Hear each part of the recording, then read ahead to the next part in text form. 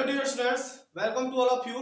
Student IQ classes में आपका स्वागत है। स्टूडेंट आज के सेशन में हम लोग जो साइंस है हमारा क्लास 10th का, उसके हम लोग ऑब्जेक्टिव क्वेश्चन करने वाले हैं, ठीक है ना। और हर एक दिन आपको अब ऑब्जेक्टिव क्वेश्चन हर एक सब्जेक्ट का आपको डेली मिलेगा। आप इस सेशन को अगर लगातार महीना दिन मतलब कि अटेंड कर ले रहे हैं तो आपका लगभग 90% नंबर आपका बिहार बोर्ड में आ सकता है 100% गारंटी के साथ। तो चलिए शुरू करते हैं हम लोग ये ऑब्जेक्टिव सेशन जो आपको हर दिन अब मिलेगा क्वेश्चन बैंक के साथ। पहला क्वेश्चन हमारा है साइंस में, देखिए कि नेत्र द्वारा किसी वस्तु का कैसा प्रतिबिंब बनता है। तो इसमें ये नहीं कहा गया है कि अच्छा हमारा नेत्र में कौन लेंस होता है, उत्तल लेंस होता है, याद रखिएगा। और उत्तल लेंस कौन काम करता है, उत्तल लेंस हमारा बड़ा प्रतिबिंब तो बनाता नहीं है बाबू, उत्तल लेंस तो बड़ा प्रतिबिंब बनाता नहीं है। उत्तल लेंस जो है ना काल्पनिक प्रतिबिंब नहीं बनाता है, उत्तल लेंस काल्पनिक प्रतिबिंब नहीं बनाता है, काल्पनिक प्रतिबिंब नहीं बनाता है। तो वास्तविक उल्टा वस्तु से क्या हो जाएगा, छोटा हो जाएगा। यही हमारा राइट आंसर हो गया। समझ में आया। तो क्वेश्चन पूछेगा कि नेत्र द्वारा किसी वस्तु का कैसा प्रतिबिंब बनता है, तो कहिएगा नेत्र द्वारा वास्तविक उल्टा तथा वस्तु से छोटा प्रतिबिंब बनता है। देखिए ये सिर्फ मुद्दा ऑब्जेक्टिव का नहीं है, मैं आपको साथ साथ पढ़ाते हुए भी चलूंगा कि एक क्वेश्चन पे आप बहुत सारे क्वेश्चन कर पाए। वरना ऐसे तो रहेगा तो क्वेश्चन तो मैं फटाफट बताते चलूंगा, लेकिन आपको मेरा उद्देश्य रहेगा कि आप इसको करने के बाद दूसरा क्वेश्चन आए तो आप कर पाए अच्छा तरीके से। तो नेत्र में उत्तल लेंस होता है और उत्तल लेंस हमेशा छोटा प्रतिबिंब बनाता है और वास्तविक प्रतिबिंब बनाता है। तो देखिए इसमें काल्पनिक था, इसमें बड़ा था, इसमें काल्पनिक था, तो ये क्या हो गया, 25 हो गया। आगे समझ में। चलिए नेक्स्ट क्वेश्चन पे बढ़ते हैं हम। 2 नंबर क्वेश्चन देखिए क्या कह रहा है। विद्युत परिपथ में विद्युत धारा को मापने के लिए क्या उपयोग किया जाता है। अब आप बताइए विद्युत धारा को मापने के लिए किसका प्रयोग किया जाता है, आपका आमीमीटर का। किसका, आमीमीटर का, चाहे एम्पियर का। आमीमीटर कहो चाहे एम्पियर कहो, इसका उपयोग किया जाता है। समझ में आ गया। गैल्वेनोमीटर क्या मापता है, कितना धारा निकल रहा है उसको मापता है, मतलब कि कितना वोल्टेज निकल रहा है उसको मापने का कौन काम करता है, गैल्वेनोमीटर करता है, ठीक है ना। जैसे कि वो आपको बताएंगे, लेकिन इसका आंसर हो जाएगा एमीमीटर। कोई दिक्कत। अगला, निम्नलिखित में से कौन विद्युत शक्ति को निरूपित नहीं करता है। तो बाबू देखो P बराबर आपका होता है VI। P बराबर क्या होता है, VI होता है। P को कहते हैं विद्युत शक्ति, पावर। P को क्या कहते हैं, पावर, विद्युत शक्ति कहते हैं। तो P बराबर होता है VI। तो ये तो निरूपित करेगा, तो कहीं पे है VI, P बराबर VI, ये सही है, ये निरूपित करेगा। उसके बाद होता है P बराबर IXR भी होता है, P बराबर IRXY। अब देखिए P बराबर V, अच्छा आप लोग पढ़े हैं एक और V बराबर IR होता है। V बराबर क्या होता है, IR होता है। तो आप बताइए क्या V के जगह पे हम IR लिख सकते हैं, इस V के जगह पे हम IR लिख सकते हैं। तो IR गुने I, तो IX स्क्वायर R, तो ये भी निरूपित करेगा, क्योंकि ये क्या हो जाएगा IX स्क्वायर R। तो ये भी निरूपित करेगा, ये भी निरूपित करेगा। लेकिन VX स्क्वायर IR और IRX स्क्वायर, अब IRX स्क्वायर। देखियो ये क्वेश्चन थोड़ा सा आपका क्या दिया है, तो इसमें हालांकि 2 को इसमें तो दिखाई दे रहा है, लेकिन ये और एक ये, इसमें थोड़ा सा डाउट है, ठीक है ना। तो हम कह सकते हैं कि इसको निरूपित नहीं कर रहा है आपका डी नंबर, IRX स्क्वायर आपका राइट आंसर हो जाएगा, ठीक है। चलिए तीसरा क्वेश्चन हम लोग देखते हैं। यानी ये तो निश्चित याद रखिएगा P बराबर VI और P बराबर IX स्क्वायर R, ये 2 तो निरूपित करेगा ही करेगा, ठीक है ना। चलिए अगला, निम्नलिखित में से किसी वस्तु का वास्तविक प्रतिबिंब कौन बना सकता है। आप बताइए कौन वास्तविक प्रतिबिंब बनाएगा, उत्तल लेंस वास्तविक प्रतिबिंब बनाता है। कौन लेंस बनाएगा, उत्तल लेंस वास्तविक प्रतिबिंब बनाएगा। अगला, किसी बिंदु वस्तु से निकलकर किरणें लेंस से अपवर्तन या परावर्तन के बाद किस बिंदु को मिलती है, फोकस में मिलती है। कहां पे मिलती है, फोकस में मिलती है, ठीक है ना। तो याद रखिएगा किसी बिंदु से निकलने वाली प्रकाश किरणें अपवर्तन या परावर्तन के बाद जिस बिंदु को मिलती है उसे क्या कहते हैं, फोकस कहते हैं, ठीक है ना। तो इसका राइट आंसर हो जाएगा फोकस। फोटोग्राफी कैमरे का अभिद्रीय, अब फोटोग्राफी कैमरे में कौन सा लेंस लगता है, अवतल या अवतल दर्पण की अवतल लेंस की उत्तल लेंस की उत्तल दर्पण, क्या हो जाएगा आपका राइट आंसर हो जाएगा उत्तल लेंस, आपका राइट आंसर हो जाएगा उत्तल लेंस, आपका ये राइट आंसर हो जाएगा। तो याद रखिएगा फोटोग्राफी कैमरा में कौन लेंस लगाया जाता है, उत्तल लेंस, याद रहेगा। फोटोग्राफी कैमरा में कौन लेंस, उत्तल लेंस। चलो अगला देखिए, किसी शब्दकोश में पाए गए छोटे अक्षरों को पढ़ते समय आप कौन सा लेंस लगाएंगे, तो आप बताइए आप कौन सा लेंस लगाइएगा। तो आप छोटा अक्षर को पढ़ने के लिए बड़ा यानी अवतल लेंस का हम लोग प्रयोग करेंगे, यानी 5 सेंटीमीटर दूरी का एक अवतल लेंस का प्रयोग हम लोग क्या करेंगे तो करेंगे, कोई दिक्कत। किसी गोलीय दर्पण तथा किसी पतले गोलीय लेंस दोनों की फोकस दूरियां -15 सेंटीमीटर है, तो दर्पण तथा लेंस समवतः है।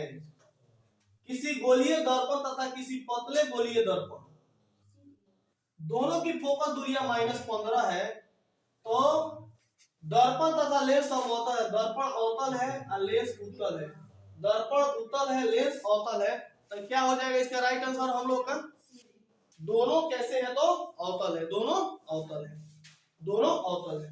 नेक्स्ट,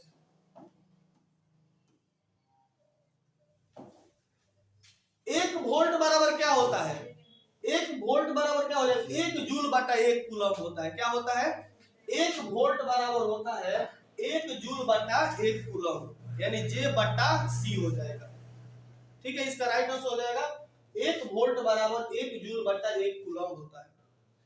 विद्युत आवेश के प्रवाह की दर को क्या कहते हैं, तो हम लोग जानते हैं कि इसको क्या बोलेंगे, विद्युत धारा। आवेशों के सतत प्रवाह को हम लोग क्या कहेंगे, विद्युत धारा। विभवांतर किसका मात्रक होता है ना, विभवांतर वोल्ट का ऐसा ही मात्रक क्या होता है, विभवांतर होता है, वोल्ट का ऐसा ही मात्रक विभवांतर होता है, कोई दिक्कत। कौन सा कथन सत्य है, जूल, अब यहाँ पे देखिए V बराबर J बाई सी होता है, यहीं से देख लीजिए V बराबर J बाई सी होता है, तो यहाँ पे J बराबर क्या हो जाएगा, J बराबर C, यहाँ पे तीसरा V बराबर J बाई सी होता है, तो इसके कुछ नहीं तो क्या है, तो ये है VC बराबर J हो जाएगा, तो J बराबर V गुने से क्या हो जाएगा, C हो जाएगा, V गुने C, तो J बराबर V गुने C, यही हो जाएगा, J बराबर क्या हो जाएगा, V गुने C, देख रहे हैं ना, J बराबर V गुने C, तो ऑप्शन हमारा कौन हो जाएगा, B बिल्कुल सही हो जाएगा। तो अगर एक याद है आप लोगों को, V बराबर J बाई C होता है, J का मतलब क्या होता है, जूल, जूल किसका होता है, कार्य का, जूल किसका होता है, कार्य का, और C होता है आवेश का, C किसका होता है, आवेश का, और V होता है विभवांतर का, क्या होता है, विभवांतर का, तो V बराबर होता है J बाई C, तो इससे आप अन्य भी बहुत सारे निकाल सकते हैं। अगला क्वेश्चन,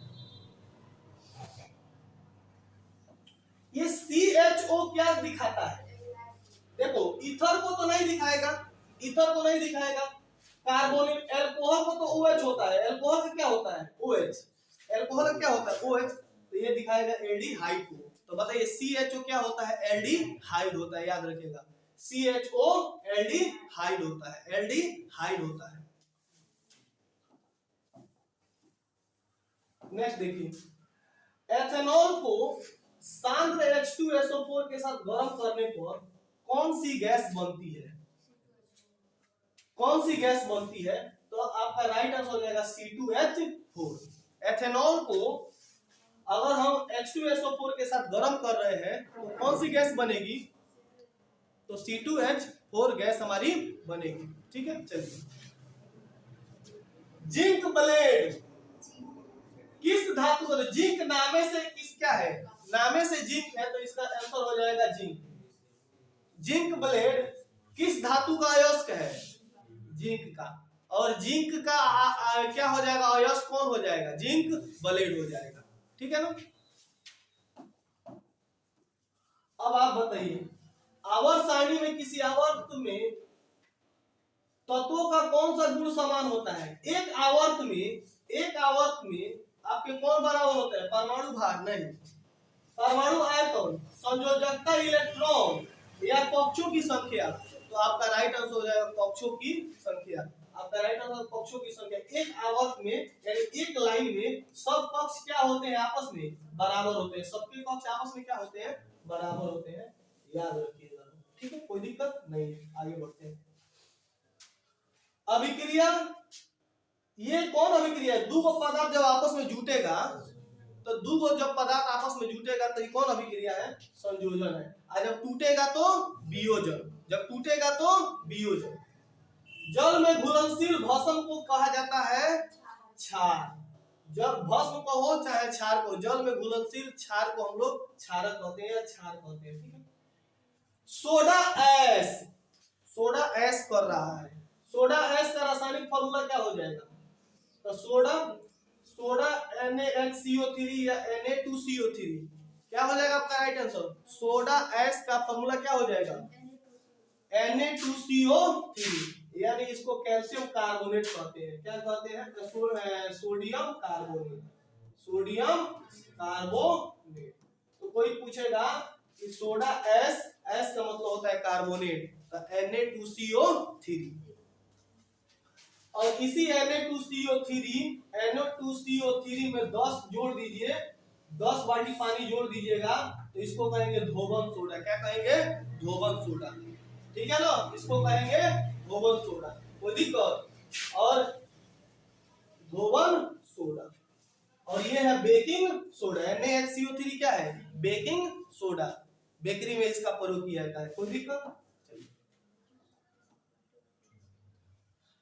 इसमें कौन विजातीय है, माने अलग कौन होगा इसमें? चूना पत्थर, प्लास्टर ऑफ पेरिस, खड़िया। तो प्लास्टर ऑफ पेरिस आपका क्या होता है? अलग होता है, क्योंकि ये पानी तो इनको बर्दाश्त नहीं करता है। क्योंकि चूना पत्थर को भी CaCO3 कहेंगे, ये संगमरमर CaCO3 है। खड़िया का भी CaCO3 कहते हैं या CaO भी कह सकते हैं। तो इसका अलग हो जाएगा, क्योंकि ये इसमें क्रिस्टल का पानी होता है, क्रिस्टल का पानी होता है। Baking soda NaHCO3, baking soda NaHCO3। ये है, ये क्या है? संगमरमर का फार्मूला है। यह किसका फार्मूला है? संगमरमर का। और इसको बोलते हैं कैल्शियम हाइड्रोक्साइड, कैल्शियम हाइड्रोक्साइड। और इसको बोलेंगे धोबन सोडा, धोबन सोडा। अब जरा आप बताइए, इस 10H2O को क्या कहते हैं? इसको हम लोग कहते हैं क्रिस्टल का वाटर। क्या कहते हैं? क्रिस्टल का वाटर। इस 10H2O क्या बोलते हैं? क्रिस्टल का वाटर बोलते हैं।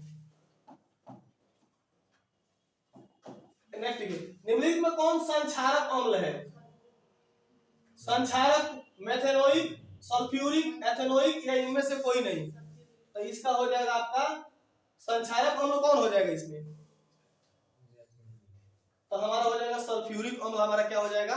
संक्षारक अम्ल हो जाएगा। क्या हो जाएगा? सल्फ्यूरिक अम्ल हो जाएगा, ठीक है। नेक्स्ट देखो, milk of magnesia, milk of magnesia का उपचार किया जाता है एंटासिड में। सुनना ध्यान से, मिल्क ऑफ मैग्नेशिया का उपचार किया जाता है एंटासिड में। MgOH का होल 2 इसका फार्मूला होता है। क्या होता है?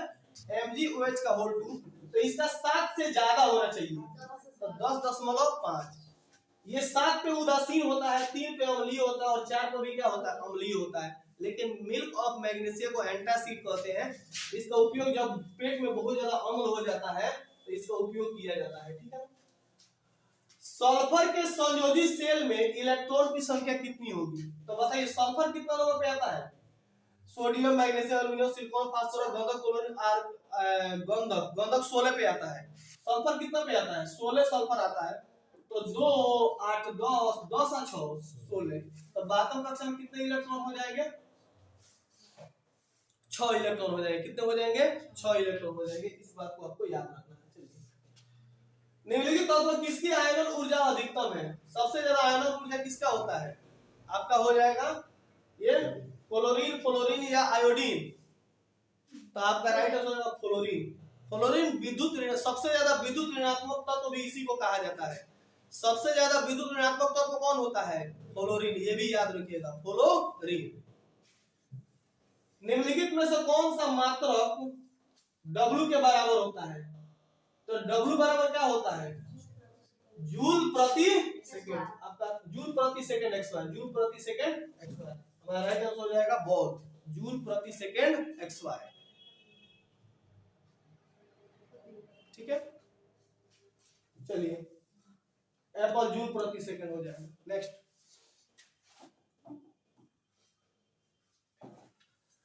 विद्युत हीटर के तार की कुंडली बनी होती है, हीटर का नाइक्रोम का बना होता है, हीटर का नाइक्रोम का बना होता है, हीटर है किसका बना होता है, नाइक्रोम का। और जो विद्युत बल्ब में किसका उपयोग होता है, टंगस्टन का। विद्युत बल्ब में किसका उपयोग होता है, टंगस्टन का। देखो नेक्स्ट क्वेश्चन, किसी परिपथ का वह गुण जो विद्युत ऊर्जा को ऊष्मा में बदल देता है, तो विद्युत उस ऊर्जा को ऊष्मा में बदलता है प्रतिरोध। हाँ, प्रतिरोध याद रखिएगा, ऊष्मा कब होगा, जब प्रतिरोध ज्यादा होगा। जब प्रतिरोध ज्यादा होगा तो लाल बबूला हो जाएगा, तो वो ऊष्मा बदल जाता है, तो प्रतिरोध आपका राइट आंसर हो जाएगा। ये बहुत ही डिफिकल्ट क्वेश्चन है, क्रिटिकल क्वेश्चन इसको कह सकते हैं, है ना। एक विद्युत सेल से धारा प्राप्त करने पर इसके सिरों के बीच विभवांतर का मान होता है विद्युत वाहक बल से अधिक, विद्युत वाहक बल से कम, विद्युत वाहक बल से 2 गुना, या इनमें से कोई नहीं। इसका राइट आंसर हो जाएगा विद्युत वाहक बल से कम। विद्युत वाहक बल से क्या हो जाएगा, तो कम, इसका राइट आंसर हो जाएगा। नेक्स्ट क्वेश्चन पे आते हैं हम लोग, अनवीकरणीय ऊर्जा का स्रोत कौन है, तो बताइए, कोयला। कोयला अनवीकरणीय है, इसको दोबारा नहीं प्राप्त किया जा सकता है, बाकी पवन, जल, सूर्य को प्राप्त किया जा सकता है। तरंग दैर्ध्य को सामान्यतः व्यक्त किया जाता है किसमें, हर्ट्ज में। किसमें, हर्ट्ज में। तरंग दैर्ध्य को किसमें व्यक्त किया जाता है, हर्ट्ज में। कोई दिक्कत, मीटर। अच्छा, तरंग दैर्ध्य को लंबाई को अगर पूछे तो मीटर, तरंग दैर्ध्य की लंबाई को पूछे तो मीटर, ठीक है। तरंग दैर्ध्य की लंबाई को पूछे तो मीटर, कोई दिक्कत। चलिए, किसी चालक तार से प्रवाहित विद्युत धारा गतिशील होती है, इसमें किसके कारण बाबू, इलेक्ट्रॉन के कारण। किसके कारण, इलेक्ट्रॉन के कारण गतिशील होती है। 12 वोल्ट विभवांतर के 2 बिंदुओं के बीच 2 कूलम आवेश को ले जाने में कितना कार्य, तो W बराबर क्या होता है, V गुने Q। W बराबर क्या होता है, V गुने Q। तो V 12 गुना कितना हो जाएगा, 24। 12 गुना 24। तो याद रखिएगा W बराबर क्या फॉर्मूला होता है, V गुने Q। तो हमको क्या निकालना था, W, तो V और Q को क्या कर देंगे, गुना कर देंगे। 12 और 2 को गुना कर देंगे, 12 गुने 2 कितना हो जाएगा, ठीक है, 24। क्या हो जाएगा हमारा, 24 जूल हो जाएगा, 24 जूल। मेंडल ने अपने कौन सा पौधा चुना था, मटर का पौधा चुना था, ठीक है ना, याद रखिएगा। किस प्रकार के शोषण से अधिक ऊर्जा मुक्त होती है, अधिक ऊर्जा मुक्त होती है किससे, वायवीय शोषण से। वायवीय शोषण से अधिक ऊर्जा मुक्त होती है। अब बताइए यहाँ पे, मानव में नर जनन ग्रंथि क्या कहलाती है, नर जनन ग्रंथि ये होता है आपका वृषण। इसी से नर निर्माण होता है शुक्राशय का, तो इसको जनन ग्रंथि कहते हैं, ठीक है ना। और स्त्रियों में ओवम, स्त्रियों में ओवम। जीवन की महत्वपूर्ण विशेषता कौन है, अणु की गति, या बुद्धि, या संग, या समन्वय। हमारा राइट आंसर हो जाएगा संग, ठीक है ना, राइट आंसर हो जाएगा संग। चलिए, स्वपोषी पोषण किसमें होता है बाबू, पौधे में तो होता ही है, कवक में होता है, कुछ प्रोटिस्टा और प्रोकैरियोटिक में, या ए और सी दोनों में। क्या हो जाएगा हमारा, स्वपोषी पोषण किसमें होता है, पौधों में होता है, ठीक है ना। स्वपोषी पोषण किसमें होता है, पौधों में होता है। ये क्वेश्चन, ग्लाइकोलाइसिस होता क्या है, माइटोकॉन्ड्रिया, या कोशिका द्रव में, या गोल्गी कॉम्प्लेक्स में, या क्लोरोप्लास्ट में। तो आपका हो जाएगा कोशिका द्रव में ग्लाइकोलाइसिस होता है, कहां पे, कोशिका द्रव। तंत्रिका तंत्र की सबसे छोटी इकाई कौन होती है बाबू, न्यूरॉन। तंत्रिका तंत्र की सबसे छोटी इकाई होती है न्यूरॉन। और ये नेफ्रॉन किसका होता है, नेफ्रॉन। ब्रिक की सबसे छोटी इकाई, ब्रिक यानी किडनी की सबसे छोटी इकाई क्या होती है, नेफ्रॉन होती है। साइटोन, साइटोन क्या होता है? जो तारे जैसी रचना होती है तंत्रिका तंत्र में, उसको क्या कहा जाता है? साइटोन। ये क्या होता है? साइटोन। डेंड्राइट्स क्या होते हैं? इसमें और बहुत सारे ऐसे निकले होते हैं, तंत्रिका तंत्र बहुत सारे ऐसे निकले होते हैं, इनको क्या कहा जाता है? डेंड्राइट्स कहा जाता है। ठीक है ना? तंत्रिका कोशिका पढ़ाए थे आप लोगों ने, ये तंत्रिका कोशिका है, ऐसे ये तारे जैसा संरचना रहेगा, इसमें ऐसे निकला रहेगा, इसको डेंड्राइट, इसको साइटोन, है ना, इसको सिनेप्स कहते हैं, है ना। कौन सा एंजाइम वसा पर क्रिया करता है? वसा पर क्रिया कौन सा एंजाइम करता है? एमाइलेज या ट्रिप्सिन या पेप्सिन? क्या हो जाएगा आपका? लाइपेज। तो लाइपेज किस पर काम करता है? तो वसा पर, है ना। LAT लाइपेज, तीन को याद रखना है, ये लाइपेज हो जाएगा। ओजन को हम लोग क्या कहते हैं बाबू? O3। ठीक है, O3 कहते हैं। पीएच का कौन सा मान क्षारक विलयन को निर्मित? क्षारीय कौन होता है? 7 से अधिक यानी 13, यानी 8 से ऊपर चला जाएगा तो क्षारीय हो जाएगा। 7 से ऊपर, 7 से ऊपर जाएगा तो क्या होता है?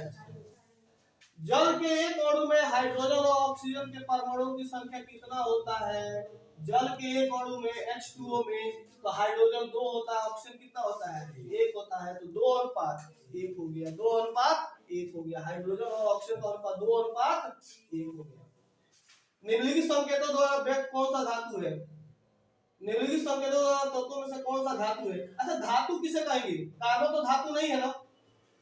और अच्छा, ये अलग दिया है 6 कार्बन, कार्बन धातु है। ये 8 है, तो 8 यहाँ पे देखिए 12 कौन आता है? 12 नंबर पे मैग्नीशियम। क्रिटिकल क्वेश्चन है, ध्यान दीजिएगा। 12 नंबर पर कौन आता है? मैग्नीशियम। तो मैग्नीशियम धातु है। मैग्नीशियम क्या है?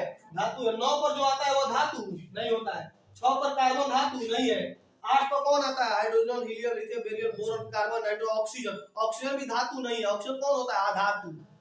12 नंबर पर मैग्नीशियम आता है, इसीलिए मैग्नीशियम क्या हो जाएगा? धातु हो जाएगा। समझ आ रहा है ना? तो ये थोड़ा सा क्रिटिकल क्वेश्चन दे दिया है, ध्यान दीजिएगा इस क्वेश्चन पे। नेक्स्ट बताइए लोग, अम्लीय ऑक्साइड के विलयन का पीएच मान। अच्छा, अधातु के ऑक्साइड कैसे होते हैं? अम्लीय होते हैं। अधातु के ऑक्साइड अम्लीय होते हैं। तो अधातु के ऑक्साइड अम्लीय होते हैं, तो इसमें ये क्या हो जाएगा हमारा? 4 राइट आंसर हो जाएगा। क्या हो जाएगा? 4 राइट आंसर हो जाएगा। अम्लीय का कितना हो जाएगा? 7 से कम होता है, 7 से कम होता है, याद रखिएगा। सबसे कठोर प्राकृतिक पदार्थ कौन है? तो हीरा है। सिल्वर आयोडाइड का रंग कैसा होता है? तो उजला होता है। सिल्वर आयोडाइड का रंग कैसा होता है? उजला होता है, याद रखिएगा। श्वसन किस प्रकार की रासायनिक अभिक्रिया है? तो ऊष्माक्षेपी। कैसा है? ऊष्माक्षेपी। पौधों में जनन अंग कहाँ पे पाए जाते हैं? पौधों में जनन अंग कहाँ पे पाए जाते हैं? पुष्प में, फूलों में पाए जाते हैं, है ना, फूलों में पाए जाते हैं। मस्तिष्क का कौन सा भाग संतुलन बनाएगा? तो संतुलन कौन बनाएगा बाबू? संतुलन बनाएगा आपका कौन? ये अनुमस्तिष्क। कौन? अनुमस्तिष्क। इसको कहते हैं सेरिबलम। क्या कहते हैं? सेरिबलम। इंग्लिश में कहते हैं सेरिबलम। यह मस्तिष्क का दूसरा सबसे बड़ा भाग होता है, अनुमस्तिष्क। ऐसे होता है अनुमस्तिष्क, है ना, ये ऐसे अनुमस्तिष्क ऐसे होता है। ठीक है ना, कोई दिक्कत? किसी पौधे में रंध्र उपस्थित होता है? रंध्र, किसी पौधे में रंध्र उपस्थित होता है? कहाँ पे? आम, हाइड्रिला, नागफनी या कनेर? तो आपका राइट आंसर हो जाएगा हाइड्रिला। अगला क्वेश्चन देखा जाए। BS4 का संबंध किससे है? BS4 मृदा से, तो हमारा राइट आंसर हो जाएगा वायु प्रदूषण से। BS4 का संबंध किससे है बाबू? वायु प्रदूषण से। रक्त में ऑक्सीजन को कौन ले जाता है? हीमोग्लोबिन ले जाता है, हीमोग्लोबिन ले जाता है। निम्नलिखित में से किसे बर्थ हार्मोन, जन्म देने वाला हार्मोन कौन कहलाता है? तो जन्म देने वाला ऑक्सीटोसिन। ऑक्सीटोसिन, याद रखिएगा। जब महिला को जब मतलब कि शिशु जब बाहर नहीं आता है तो एक सुई दिया जाता है, जिसे क्या कहा जाता है? ऑक्सीटोसिन, है ना। ऑक्सीटोसिन नामक हार्मोन दिया जाता है। नेक्स्ट, बीज विकसित होता है। बीज कहाँ पे विकसित होता है? बीजांड में। बीज विकसित होता है बीजांड में। राइट आंसर है बीज विकसित। अच्छा, ग्रहणी भाग है। ग्रहणी किसकी भाग होती है? नहीं, छोटी हाथ की भाग होती है। ग्रहणी किसकी भाग होती है? छोटी हाथ की भाग होती है। छोटी हाथ की भाग कौन होती है? तो ग्रहणी होती है, याद रखिएगा छोटी हाथ की भाग। तालाब किस प्रकार का पारिस्थितिक तंत्र है? तालाब कृत्रिम। तालाब कैसा पारिस्थितिक तंत्र है? कृत्रिम, क्योंकि तालाब को खोदा जाता है खुद से। निम्नलिखित में कौन पारिस्थितिक तंत्र में अधिकतम संख्या में मौजूद होते हैं? सबसे ज्यादा मौजूद कौन होते हैं? उत्पादक। पारिस्थितिक तंत्र में सबसे ज्यादा क्या होते हैं? शाकभक्षी। उत्पादक, यहाँ पे उत्पादक हो जाएगा। सबसे ज्यादा कौन मौजूद होते हैं? उत्पादक होते हैं, सबसे ज्यादा उत्पादक होते हैं। जीवों की उत्पत्ति पृथ्वी पर निम्नलिखित में से क्या नहीं था? तो ऑक्सीजन नहीं था। जब जीवन की उत्पत्ति हुई तो उस समय ऑक्सीजन नहीं था। भारत में उत्पादित प्रत्यावर्ती विद्युत धारा की आवृत्ति कितनी है? बताइए। ये हो जाएगा हमारा 50 हर्ट्ज, याद रखिएगा। भारत में उत्पादित प्रत्यावर्ती विद्युत धारा, प्रत्यावर्ती को क्या कहते हैं? एसी। एसी की कितना है? तो 50 हर्ट्ज। AC 50 hertz. देखो माइक्रो, माइक्रो का मतलब होता है 10 के पावर -3। 10 के पावर -3 तो कहीं दिया है 10 के पावर नहीं, तो -100 हो जाएगा। माइक्रो सॉरी मिली को 10 के पावर -3 कहते हैं। मिली को 10 के पावर -3, माइक्रो को कहते हैं 10 के पावर -6, तो माइक्रो हो जाएगा। ठीक है। नरौरा कहाँ पे है? उत्तर प्रदेश में। कहाँ पे है? उत्तर प्रदेश में। नरौरा कहाँ पे है? उत्तर प्रदेश में। राजस्थान में रावत भाटा है। राजस्थान में रावत भाटा है। गुजरात में कौन है? नहीं रे, महाराष्ट्र में तारापुर है। महाराष्ट्र में कौन है? तारापुर है। गुजरात में आपका कौन है? उत्तर प्रदेश, राजस्थान, गुजरात में आपका एक, गुजरात में मिस कर रहे हैं हम, है ना। महाराष्ट्र में आपका तारापुर है। तारापुर कहाँ पे है? और गुजरात, चलिए बताइए गुजरात में याद है आप लोगों को?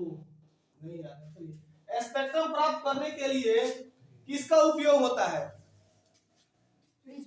प्रिज्म का। राइट आंसर प्रिज्म हो जाएगा। उत्तल लेंस द्वारा काल्पनिक प्रतिबिंब तब बनता है। उत्तल लेंस काल्पनिक प्रतिबिंब कब बनाता है? उत्तल लेंस काल्पनिक प्रतिबिंब कब बनाता है? जब इसको फोकस और लेंस के बीच में रखा जाता है। फोकस और लेंस के बीच में रखा जाता है। ठीक है ना, यही राइट आंसर हो गया। आगे नेक्स्ट, आवर्त सारणी के प्रथम आवर्त में तत्वों की संख्या देखिए 2, 8, 8, 18, 18, 32 और ये क्या होता है? ये होता है अपूर्ण होता है। क्या होता है? अपूर्ण। तो बताओ, प्रथम आवर्त में 2, दूसरा आवर्त में भी 8, तीसरा में 8, चौथा में 18, पांचवा में 18, छठा में 32 और सातवां क्या होता है? अपूर्ण होता है। तो किसका पूछा है? प्रथम है ना, तो प्रथम में कितना रहेगा? 2।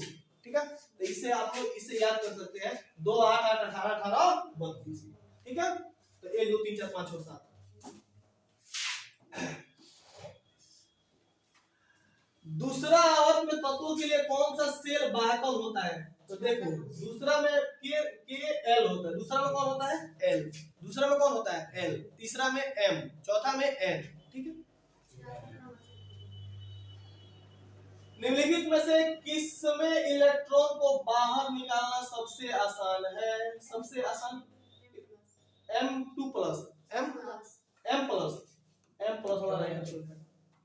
चलिए नेक्स्ट, अब यहाँ पे आओ। 68 संतृप्त हाइड्रोकार्बन श्रेणी के सदस्यों को क्या कहा जाता है? तो जो होता है ना एल्केन, संतृप्त में क्या कहा जाता है? एल्केन। और असंतृप्त में एल्कीन और एल्काइन दोनों किसमें आते हैं? असंतृप्त में। तो याद रखिएगा, असंतृप्त में एल्कीन और एल्काइन दोनों आते हैं। ठीक है ना। और संतृप्त में क्या आता है?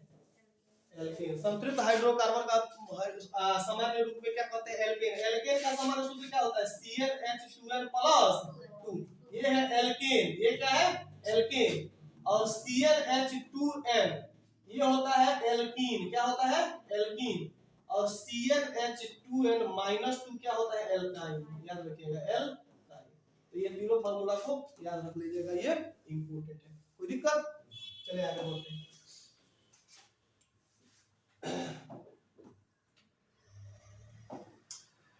मैंडलीफ द्वारा छोड़े गए आवर्त सारणी में रिक्त स्थानों में निम्नलिखित में कौन सा तत्व पदार्थ किया गया? तो इसमें गैलियम कौन किया गया, गैलियम, ठीक है ना, कौन किया गया, गैलियम, याद रखिए गैलियम को किया गया। आवर्त सारणी में प्रत्येक आवर्त का अंतिम सदस्य कौन होता है, पर अंतिम सदस्य सबसे 18 लोगों पे नोबेल गैस आता है। हीना नीना और करो, हीना नीना और कलीना आओ करे एक्सरे, यानी जीनोन और रेडोन, ये सभी क्या होते हैं, निष्क्रिय गैस होते हैं, ठीक है ना। चलिए, किसी तत्व में 2 सेल है, अच्छा बताओ किसी तत्व में 2 सेल है, तो 2 सेल है तो ये नियोन होगा कि आर्गन होगा कि क्लोरीन होगा कि सोडियम होगा, तो आप देखिए, तो इनमें से अच्छा ये देखो यहाँ पढ़ो पहले, इलेक्ट्रॉन पूर्णतः भरे हुए हैं, तो भरा हुआ किसका रहता है, नियोन का, क्योंकि नोबेल गैस का पूरा क्या होता है, भरा रहता है। तो यहाँ पे बाबू अगर ये आर्गन भी है, लेकिन आर्गन में 3 गो सेल हो जाएंगे, आर्गन भी दिया है, आर्गन भी नोबेल गैस है, लेकिन इसमें कितने सेल हो जाएंगे, 3 सेल हो जाएंगे, क्यों, क्योंकि 2 8 2 8 10 8 18, तो इसमें 1 2 कितने सेल हो गए, 3 सेल हो गए, ठीक है ना, 3 सेल हो गए, तो आर्गन नहीं होगा, पर इसमें 2 सेल किसमें होगा, नियोन में, है ना, क्योंकि नियोन कितना नंबर पे आता है, 10 नंबर पे आता है, तो 2 8 10। अगला, निम्नलिखित में से कौन सा सबसे अधिक क्रियाशील हैलोजन है, सबसे अधिक क्रियाशील कौन होता है, फ्लोरीन होता है, सबसे अधिक क्रियाशील कौन होता है, फ्लोरीन होता है। कार्पस ल्यूटियम से स्रावित हार्मोन है, एंड्रोजन या प्रोजेस्टेरोन या एस्ट्रोजन या टेस्टोस्टेरोन, क्या हो जाएगा राइट आंसर, तो आपका हो जाएगा प्रोजेस्टेरोन, आपका राइट आंसर हो जाएगा। अब जानते हैं प्रोजेस्टेरोन मादा हार्मोन है, कौन हार्मोन है, मादा हार्मोन, और ये भी मादा हार्मोन, और ये नर हार्मोन, और ये भी मादा हार्मोन, समझ में आ रहा है, कोई दिक्कत। ऑक्सीटोसिन एक प्रकार का मादा हार्मोन है, समझ में आ रहा है, ऑक्सीटोसिन, ये ऑक्सीटोसिन फूलों में भी होता है। नेक्स्ट देखिए, पारिस्थितिक तंत्र में ऊर्जा का मुख्य स्रोत कौन होता है, सूर्य का प्रकाश। मानव का उद्भव हुआ था अफ्रीका में, कहां पे, अफ्रीका में, कोई दिक्कत। नेक्स्ट देखिए, निम्नलिखित में से कौन लैंगिक जनन संचालित रोग है, तो देखिए सुजाक, एड्स, तो ये हो जाएगा सुजाक और एड्स दोनों हो जाएगा, ठीक है ना, सुजाक भी एक प्रकार का रोग होता है। मानव गुर्दे का आकार कैसा होता है, सेम के बीच के आकार का होता है, कैसा होता है, सेम के बीच के आकार का होता है। अब हम लोग तेजी में थोड़ा सा पढ़ लेते हैं। नेक्स्ट बताइए,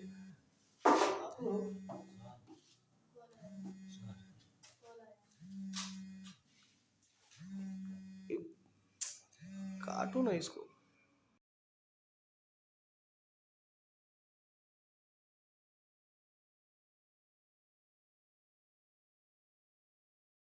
नेक्स्ट, किशोरावस्था में होने वाले शारीरिक परिवर्तन के क्या कारण होते हैं, तो टेस्टोस्टेरोन, यही हो जाएगा, टेस्टोस्टेरोन क्या हो जाएगा, नहीं रे, हाँ हाँ ये भी हो जाएगा, गुड, क्योंकि ये किशोरावस्था में लड़की भी तो आएगी, तो लड़की में एस्ट्रोजन और लड़का में टेस्टोस्टेरोन, ए और बी दोनों हो जाएगा, ठीक है।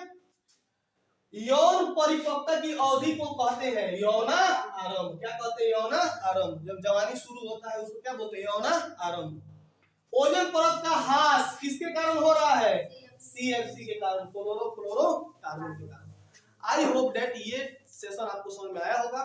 डेली दिन आपको लगभग 2 से 3 वीडियो हम अपलोड करेंगे ऑब्जेक्टिव का, डेली दिन आप लोग अटेंड कीजिए और एंजॉय कीजिए। Thank you very much.